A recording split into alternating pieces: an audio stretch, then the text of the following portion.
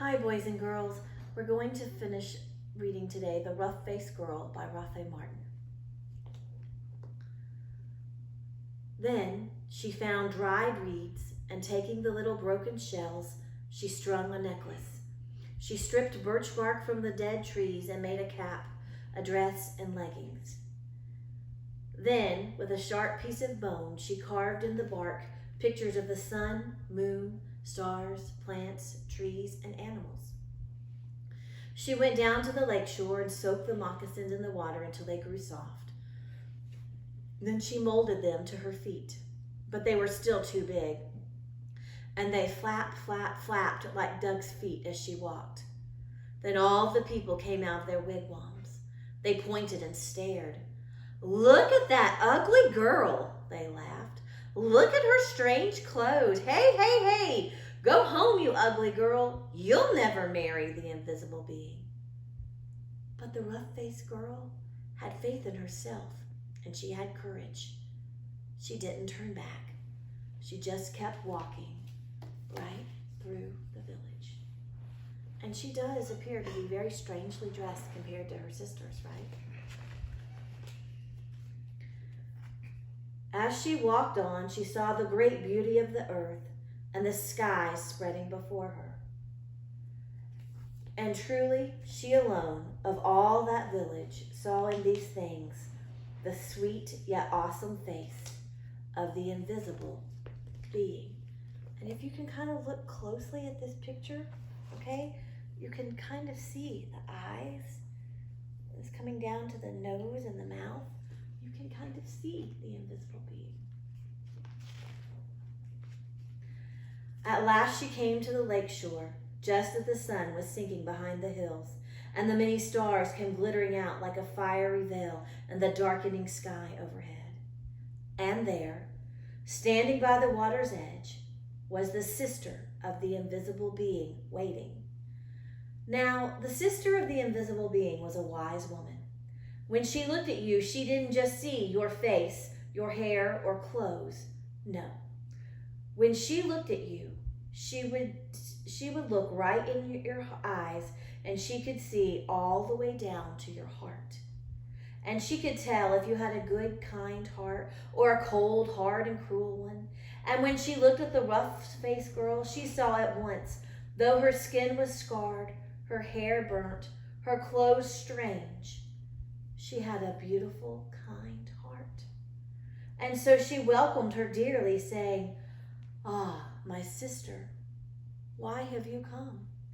And the rough-faced girl replied, "I have come to marry the invisible being."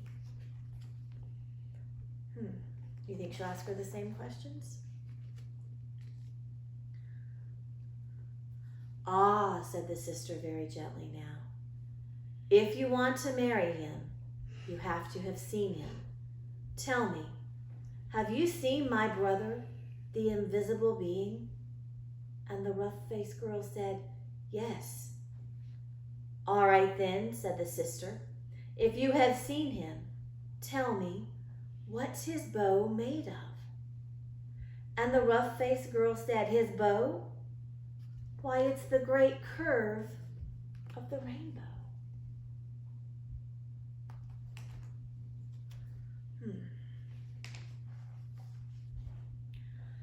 "Ah," exclaimed the sister in excitement. "Tell me," she asked, "if you had seen my brother, the invisible being, what's the runner of his sled made of?"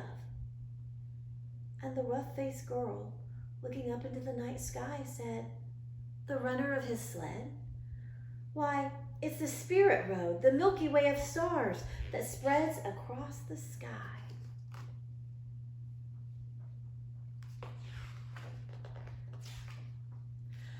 "Ah," cried the sister in wonder and delight, "you have seen him. Come with me."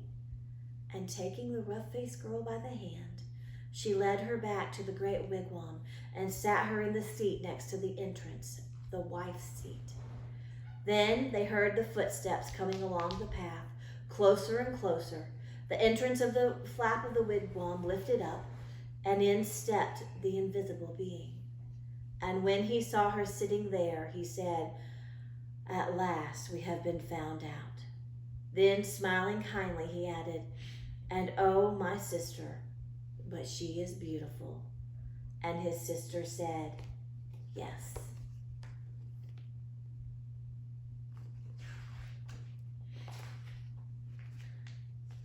The sister of the invisible being gave the rough-faced girl the finest buckskin robes and a necklace of perfect shells. "Now bathe in the lake," she said, "and dress in these." So the rough-faced girl bathed in the waters of the lake. Suddenly all the scars vanished from her body. Her skin grew smooth again, and her beautiful black hair grew in long and glossy as a raven's wing. Now anyone could see she was indeed beautiful. But the invisible being and his sister had seen that from the start. Does that mean they saw her heart and that it was beautiful? Then at last, the rough-faced girl and the invisible being were married.